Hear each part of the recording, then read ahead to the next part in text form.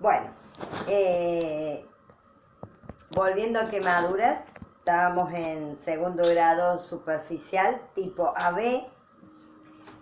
¿Cómo va a ser el aspecto de esa piel?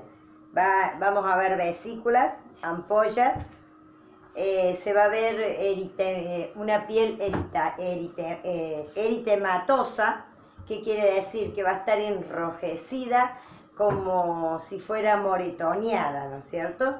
Y va a haber un exudado. Lo del exudado no está mal.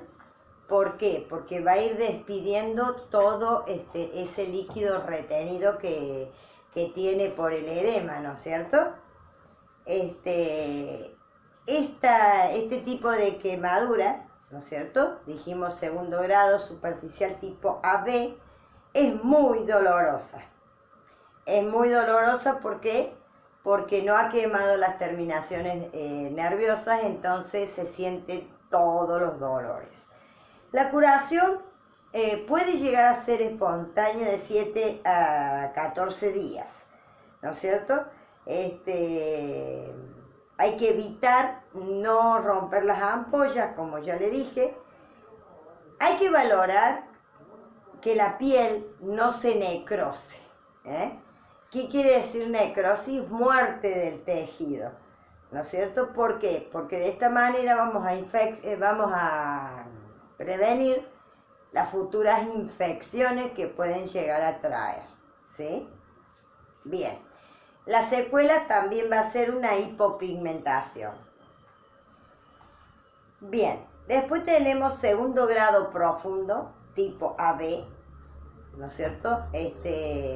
Esta va a abarcar la epidermis y la dermis, ¿no es cierto? El color va a ser de un aspecto blanco.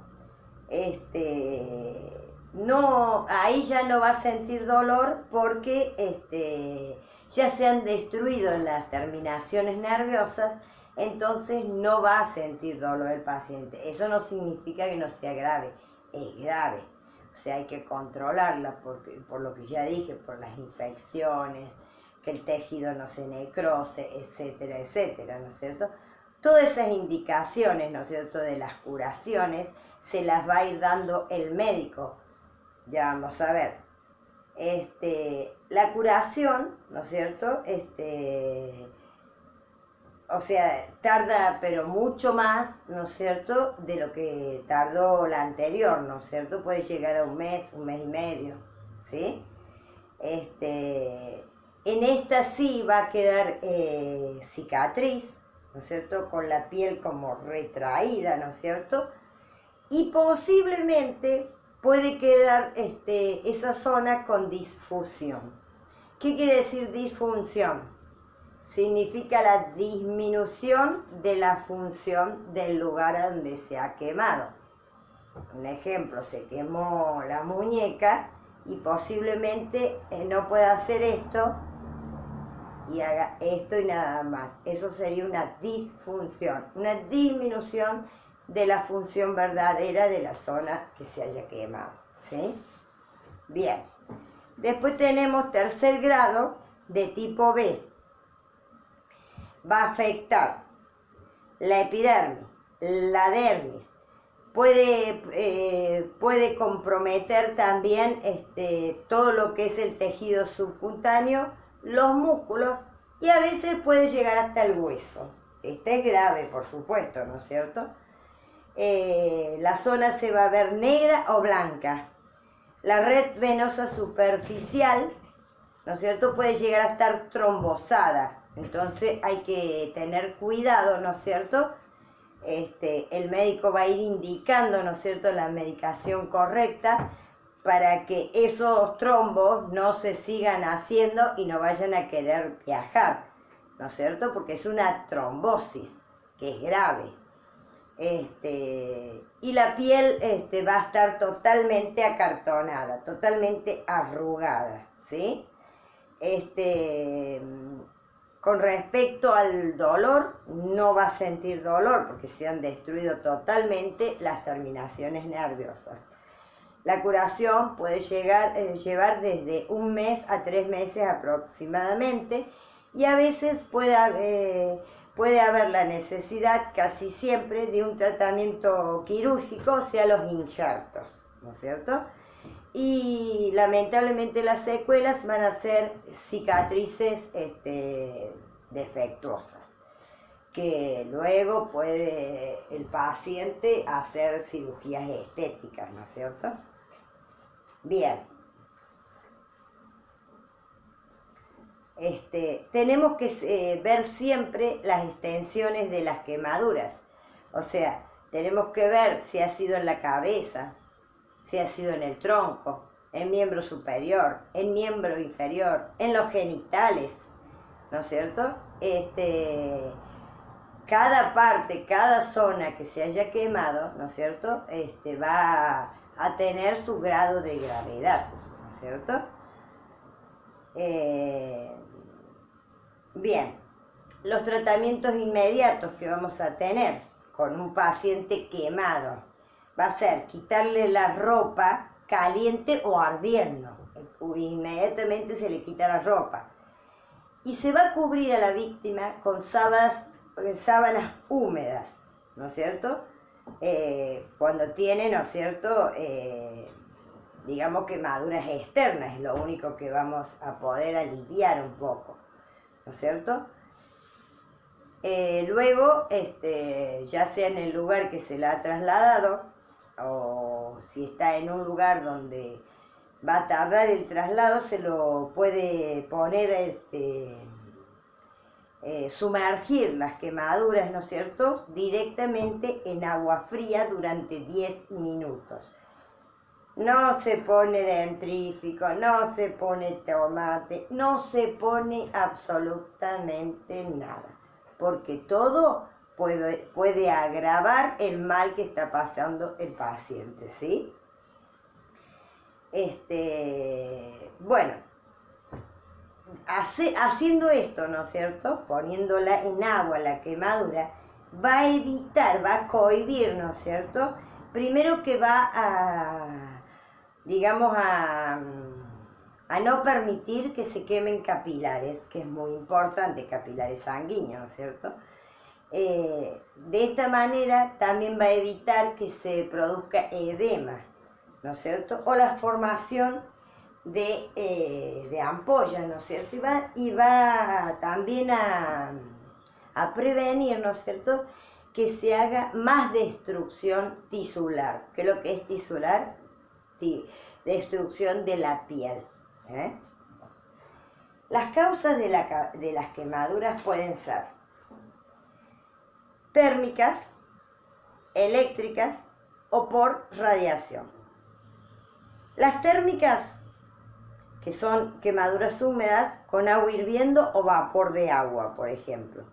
Las secas pueden ser con un botellón de agua caliente, metales calientes, grasa caliente, y las químicas pueden ser con ácido, con sulfúrico o nítrico, ¿no es cierto? O con soda cáustica, por ejemplo. Distintas olejías, distintas sustancias, ¿no es cierto?, que van a ser erosivas para la piel, ¿sí? Después tenemos las causas eléctricas. Los efectos varían ampliamente según el voltaje de la corriente que haya recibido esa persona en la zona. A menudo, ¿no es cierto?, se encuentran, ¿no es cierto?, los sitios de entrada y de salida de la corriente, porque la corriente cuando quema corre, ¿no es cierto?, y cuando uno examina al paciente se va a dar cuenta que hay una entrada y una salida, ¿no es cierto?, además de los efectos locales que no lo vamos a poder prevenir, ¿no es cierto? Las quemaduras eléctricas puede ocasionar, ¿no es cierto?, alteraciones respiratorias, circulatorias y del sistema nervioso central. En realidad son quemaduras graves, porque la quemadura de la corriente corre por el organismo y por lo general intenta agarrar la circulación sanguínea, ¿sí? Bien. Los factores, ¿no es cierto?, importantes para el tratamiento dependen a veces de la edad. Mientras más mayor es la persona, mayor riesgo va a tener, ¿no es cierto? Momento y modo que sufrió la quemadura, antecedentes de enfermedades endocrinas, alérgicas, limitaciones articulares, todo va a influir al momento de la curación de la quemadura o de que queden secuelas.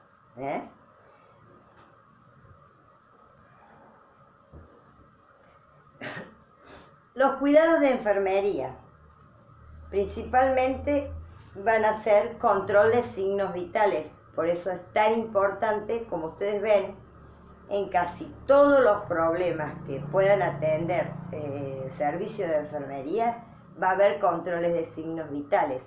Por eso los signos vitales lo tienen que tener muy clarito como el agua. ¿Sí? Bien. El balance de líquidos. O sea, controlar un balance hidroelectrolítico. ¿Qué es lo que significa eso? Que yo tengo que controlar la entrada, o sea, el líquido, el agua que ingiere el paciente y lo que elimina. O sea, vamos a hacer, a ver, el paciente tomó 1000 mililitros de agua y expulsó 500 mililitros. Ahí estamos frente a un problema porque seguramente ese paciente está reteniendo el líquido. Entonces es importante anotar, transcribir esto para que el médico tome las medidas que sean necesarias para el paciente y para el caso. ¿Cómo vamos a hacer esta curación de las quemaduras? Muy parecido a la curación de escaras. Primeramente, se va a lavar la herida perfectamente con agua y jabón, ¿no es cierto? Todo el material que se use, no es como una escara, debe ser estéril. Las gasas, todos los guantes, todo lo que usemos debe ser estéril, porque las lastimaduras por quemaduras son las más propensas a contraer infecciones, ¿sí? O sea, cuando uno limpia una herida, ¿no es cierto?, de quemadura, no es como la escara que lo puede hacer suavemente y todo eso. Lamentablemente tiene que arrastrar, o sea, no va a fregar así, ¿no es cierto? Pero tiene que arrastrar, inclusive debe provocar el sangrado, porque al provocar el sangrado estamos retirando toda partícula que pueda haber en la piel que pueda llegar a infectar, y es la única manera que al tener un sangrado, al haber buena circulación, comience a curarse esa herida, ¿no es cierto?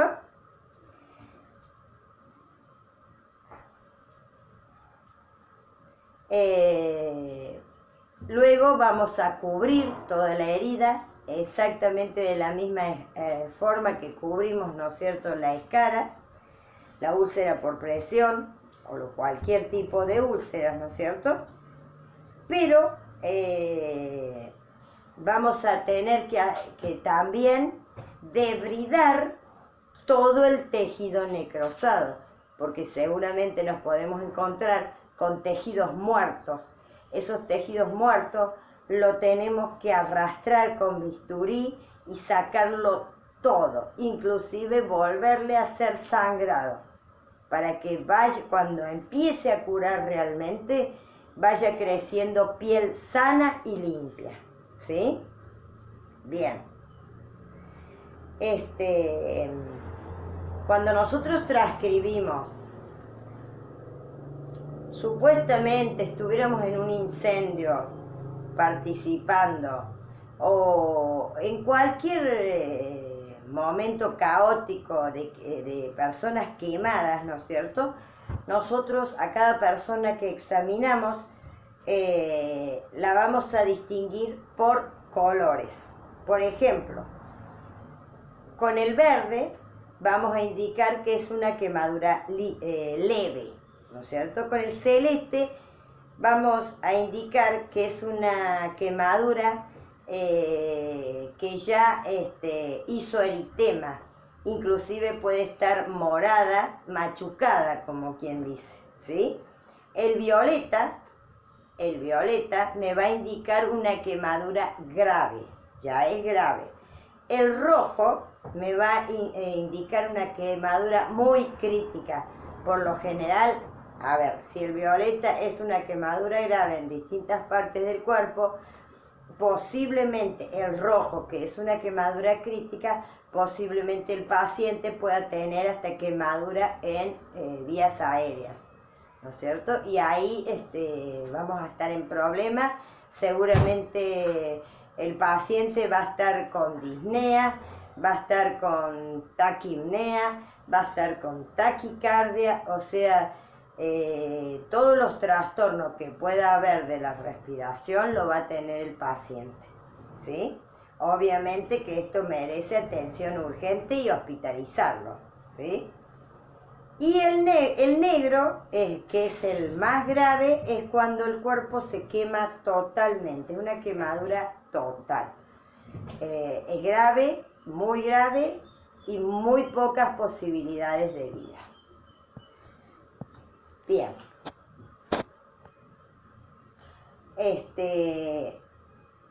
Terminando con estas quemaduras tan feas, ¿no es cierto? Vamos a pasar a quemaduras que pueden ser desde simples a graves. Desde simple porque es una quemadura y de grave porque puede llegar el paciente hasta contraer cáncer de piel. Por ejemplo, en las insolaciones. ¿Qué es una insolación? ¿No es cierto? Es una exposición directa, ¿no es cierto?, a los rayos solares, ¿no es cierto?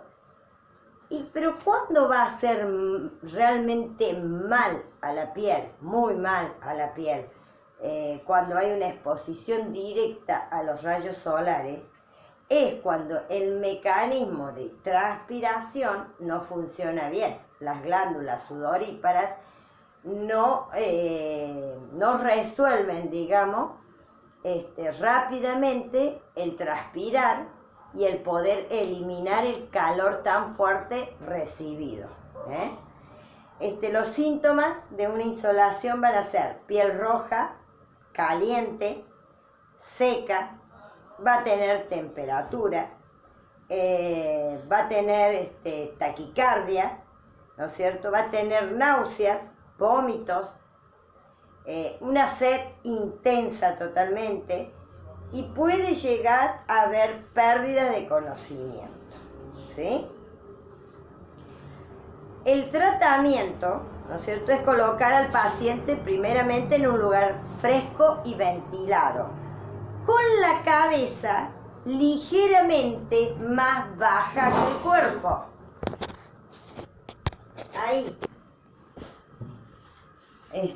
Con la cabeza ligeramente, digamos, más baja que el cuerpo, hay que aplicar bolsas de hielo o compresas de agua fría, principalmente en la cabeza.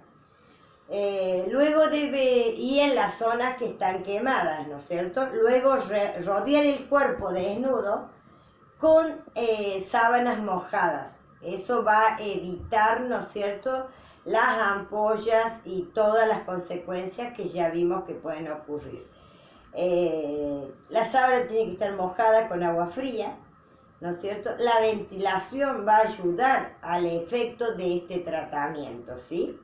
Si hay temperatura que llegue a fiebre inclusive, hay que colocarlo en una bañera con agua fría, ¿no es cierto?, regulando la temperatura del agua, no con agua helada, sino con agua en verano al natural. Y en invierno se tiene que templar un poquito el agua, ¿sí? Bueno, esto es una insolación. Ahora vamos a ver que no es lo mismo el golpe de calor. El golpe de calor, ¿no es cierto?, es la exposición, ¿no es cierto?, larga en días y días, ¿no es cierto?, en calderas, por ejemplo, en hornos, por ejemplo, las personas que pasan largas horas en panaderías, pizzerías, etc. Puede producirse una acumulación de sangre en los vasos de la piel, o sea, en los capilares de la piel, y de este modo, ¿qué pasa? Al juntarse, o sea, la sangre, que es lo que hace una defensa, porque esa piel está siendo indirectamente como quemada. Entonces los vasos sanguíneos hacen como una defensa y mandan toda la sangre a ese lugar, pero tiene su contraindicación. ¿Qué pasa? De esta manera, ¿no es cierto?, va a reducir la cantidad de sangre que regrese al corazón. O sea, vamos a solucionar una parte, pero vamos a estar frente a un problema del retorno venoso, digamos, ¿no es cierto? Los síntomas son: acá directamente puede llegar a perder súbitamente el conocimiento, ¿no es cierto? La piel va a cambiar del color rojo, pasa a ponerse pálida, ¿no es cierto?, húmeda y fría. Y el pulso, la frecuencia cardíaca, va a tener una bradicardia, ¿sí?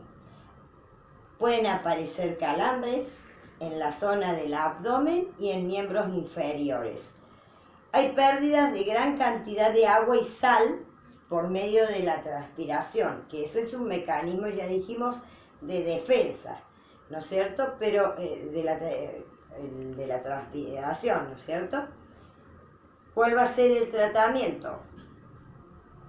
También colocar el paciente con la cabeza más baja que el cuerpo, aflojar la ropa que dificulte la circulación, ¿no es cierto?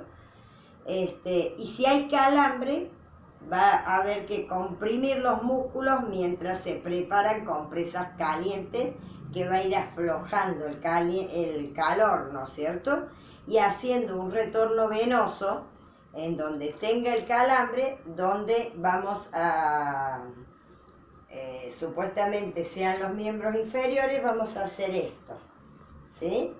Todo para arriba, para que vaya aflojando el calambre, ¿no es cierto? Bien. También se le puede dar unas cucharaditas, ¿no es cierto?, de sal en un vaso de agua cada 3 horas.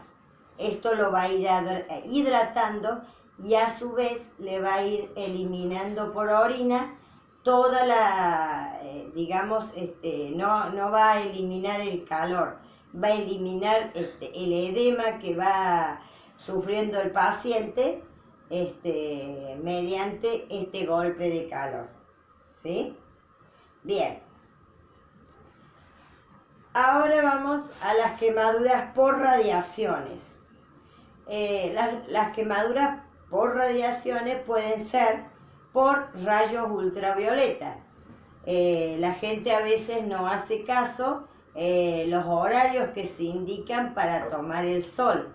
Lo toman en horarios que no corresponde, por ejemplo, por decirle, aproximadamente de las 2 de la tarde hasta las 16:30 horas no tendrían que tomar sol, porque es ahí cuando el sol larga sus rayos ultravioletas, y los rayos ultravioletas realmente penetran en la piel y pueden penetrar hasta desde la primera, segunda y tercera capa de la piel, ¿sí? Después también podemos recibir quemaduras por radio X o por radioterapia. En este caso, el culpable no va a ser el paciente, sino seguramente la radióloga que lo atendió. Por ejemplo, yo cuando estaba en el servicio de radiología y estaba a cargo de practicantes, Por ejemplo, suelen decirle al paciente cuando se equivoca, le voy a sacar de nuevo la plaquita porque se movió. En realidad es poco posible que sea realmente así. A veces sí el paciente se mueve, pero por lo general a veces la radióloga se equivoca o de técnicas o se equivoca en la posición del paciente, lo que sea, y vuelve a sacar placa. Usted está recibiendo rayos X, o sea, son parecidos a rayos ultravioletas. Y ni que hablar en radioterapia, donde ahí sí que podrían llegar a ser quemaduras tan graves que pueden llegar a ser mortales.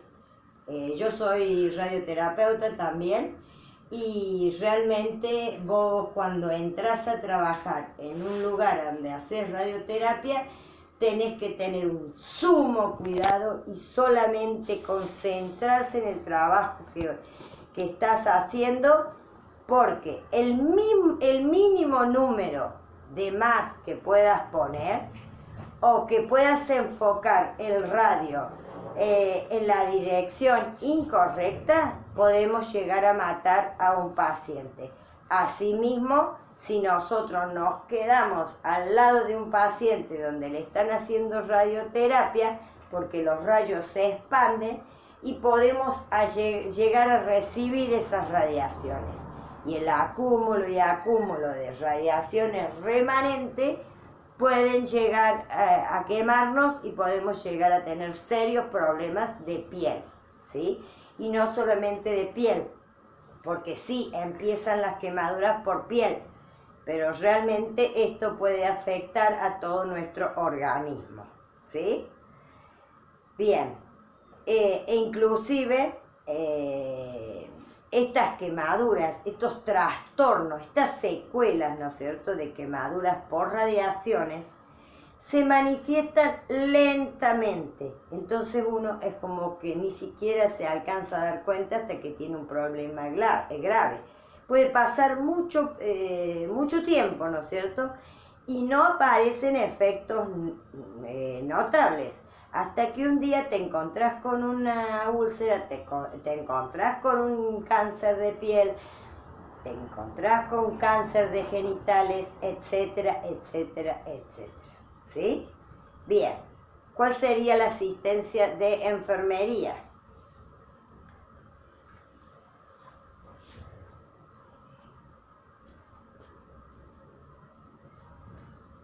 Cuando uno prepara la cama, ¿no es cierto?, del quemado, ¿no es cierto?, el colchón, ¿no es cierto?, se debe cubrir con una funda de plástico, lo cual a su vez se cubrirá, esa funda de plástico con una sábana estéril. No es que esté bien lavada, tiene que estar esterilizada esa sábana, ¿no es cierto? Y una enfermera, ¿no es cierto?, tiene que entrar a la sala a atender al paciente con cofia, con barbijo, con bata y con guantes estériles, ¿sí? Bien.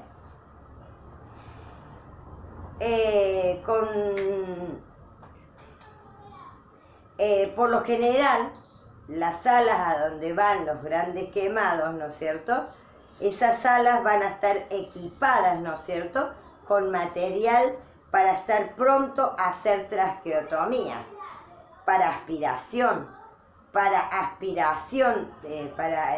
también para administración de oxígeno, permanente tiene que estar. Ahí tiene que estar ya preparada todas las sábanas estériles, ¿no es cierto?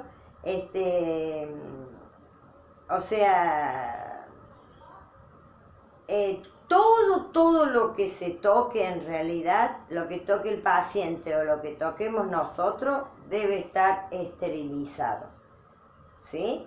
Porque ya les dije que las quemaduras son las más propensas a contraer grandes infecciones, a hacer sepsia, que lo que es sepsia, un foco de infecciones, y puede hacer una septicemia, o sea, infección sanguínea por todo el cuerpo, por todo el organismo.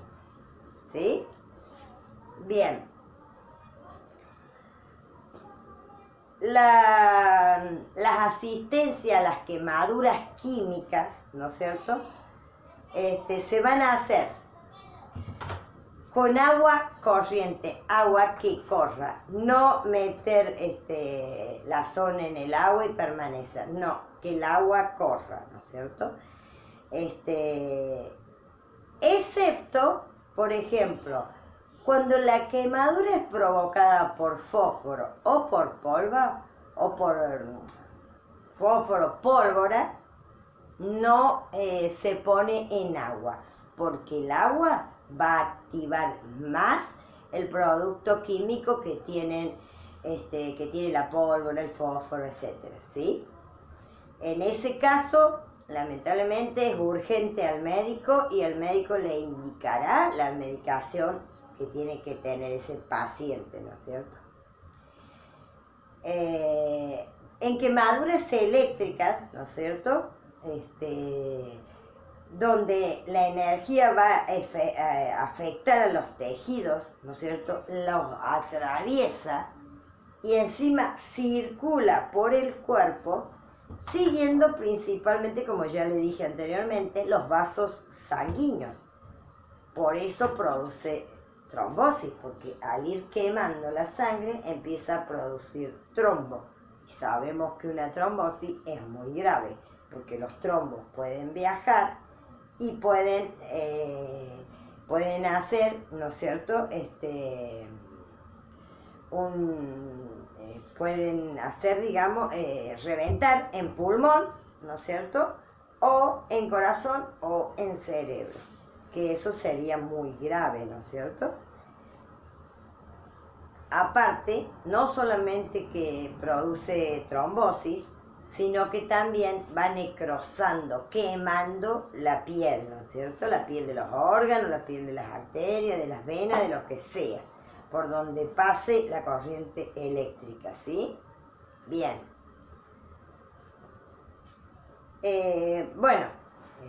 Por supuesto que si nosotros se nos presenta un caso de una persona, ¿no es cierto?, que está pegado, como sabemos decir, por corriente eléctrica, tenemos que arrimarle, por ejemplo, cosas como madera, que sean elementos, que no sean conductores, que incentiven más a la corriente, ¿no es cierto? Tenemos que tratar de evitar el colapso respiratorio y circulatorio, pero lamentablemente eso lo van a hacer cuando está hospitalizado y el médico, ¿no es cierto? Se debe describir, ya le dije, la herida, la entrada y la salida es muy importante, porque al determinar la entrada y la salida, el médico va a determinar por todas las partes anatómicas que ha ido haciendo daño esta corriente, ¿sí? En este caso también se quita la piel necrosada, ¿no es cierto?, la externa, ¿no es cierto? Si es necesario se tendrá que suturar, ¿no es cierto? Eso lo va a hacer un cirujano, por supuesto, ¿no es cierto? Se va a administrar este líquido por vena. Por lo general la quemadura de corriente eléctrica origina unas pérdidas de líquido mayor que cualquier otra quemadura, ¿sí? Después podemos llegar a tener lesiones por frío. El frío también quema, ¿no es cierto? Estas quemaduras, ¿no es cierto?, puede originar grandes trastornos en la piel, como el lupus, que es una patología donde el paciente se le van haciendo hematomas por todos lados, ¿no es cierto? Puede producirle también sabañones, por ejemplo, que los sabañones son por el frío realmente y puede hasta llegar a provocar infecciones. puede ser por congelamiento, ¿no es cierto? Por ejemplo, en el tiempo de las guerras, las personas que venían quemadas por congelamiento era porque estaban en los pies de trinchera, ¿no es cierto? Los pies, le decían pies de, principalmente se congelaban los pies y le decían pies de trinchera porque realmente estaban en lugares muy fríos, muy congelantes, donde ellos se escondían en las trincheras y ahí hacía el congelamiento y el quemado de pie, ¿no es cierto? Y estas se clasifican en primer grado, ¿no es cierto?, que son hiperemia, o sea, un acúmulo de sangre en la zona, edema, un acúmulo de líquido, ¿no es cierto?, despellejamiento de la piel se empieza a empezar a salir por capas, ¿no es cierto?, enrojecimiento y se va a ver la zona cianótica. ¿Se acuerdan lo que quiere decir cianosis? Bueno, cianosis es falta de oxígeno en la zona y se va a ver de color morado violáceo. Eso nos indica que en esa parte, en esa zona, los tejidos no están recibiendo oxígeno. Y esto puede ser muy grave porque puede llegar a una gangrena y una amputación de pie, como ha ocurrido muchas veces, principalmente en los tiempos de guerra y en lugares geográficos donde hacía mucho frío, ¿sí? Segundo grado sería enrojecimiento, edema, ahí van a aparecer las ampollas también, ¿no es cierto? Y puede llegar, puede producir escaras, ¿eh? El tercer grado vamos a tener vesículas, ampollas, edemas, escaras secas y negruzcas y duras, ¿no es cierto? Contracción de los dedos, o sea, en los pies estamos hablando, así, o sea, le va a costar al paciente hacer esto, ¿eh? Va a haber problema en las articulaciones porque va a estar duro, ¿no es cierto? Y después tenemos en el cuarto grado, ¿no es cierto?, una destrucción completa de toda la zona del pie y va a conducir a una gangrena y a una amputación, porque ya lamentablemente quedó sin oxígeno toda la zona. ¿Recuerdan quién llevaba el oxígeno en la sangre? Obviamente que al estar congelado la circulación no pasa por ahí, ¿sí? Bien. ¿Cómo vamos a hacer la asistencia de enfermería? Principalmente vamos a hacer una interrogación minuciosa, cómo ha llegado, ¿no es cierto?, a congelarse de esta manera y quemarse los pies, ¿no es cierto? Vamos a ver o sea, el sitio geográfico donde estuvo, para que nosotros podamos asociar cómo ha sido el ambiente, ¿no es cierto? No se le va a permitir caminar al paciente, ¿no es cierto? Hay que recalentarlo rápidamente, las extremidades, por inmersión en agua. Aproximadamente esa agua tiene que tener 37 grados, ¿no es cierto?, de temperatura, de 37 a 47 grados a veces, ¿no es cierto?, durante varios minutos. ¿Para qué? Porque con esto vamos a ayudar a que la circulación vuelva a funcionar y va a ser más fácil la curación, ¿no es cierto?, de este paciente. Vamos a administrar analgesia, ¿no es cierto?, indicado por el médico seguramente. Son analgésicos comunes, lo que se da simplemente para evitar el dolor del paciente, ¿no es cierto? Pero nunca vamos a friccionar una quemadura por frío, como a veces comúnmente uno se hace así para calentarse. Cuando hay un congelamiento, una quemadura por frío, no se hace la fricción, porque al hacer fricción vamos a romper más la piel. ¿Sí? Bien. Cuando un paciente cae en una hipotermia, ¿no es cierto? Hay un deterioro progresivo, ¿no es cierto?, del estado general. Este paciente va a tener ataxia, que no va a poder ni siquiera hablar, ¿no es cierto? Va a tener somnolencia y por último va a tener escalofríos, ¿no es cierto? Va a tener escalofrío porque el paciente está con una temperatura menor de 30 grados, ¿no es cierto? Va a ser una hipotermia tremenda. El mecanismo de autocalentamiento del cuerpo, que se acuerdan que eso estaba en la tercera capa de la piel, ¿no es cierto?, va a ser insuficiente. ¿Por qué? Porque ha bajado muy por debajo de los parámetros normales la temperatura, ¿cierto? Va a ser insuficiente.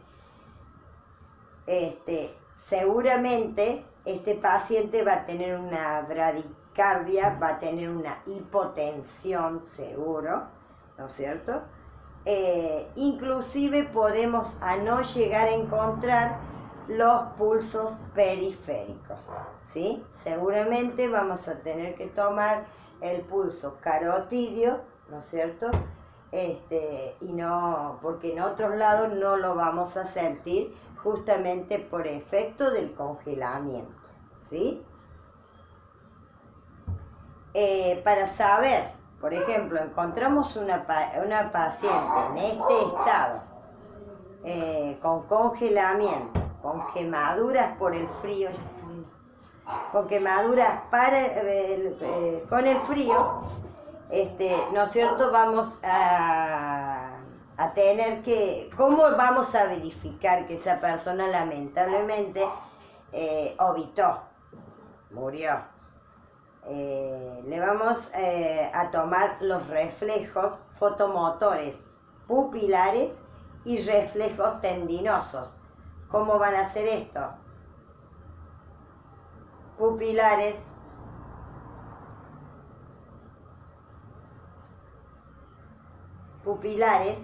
¿no es cierto? Tendinosos,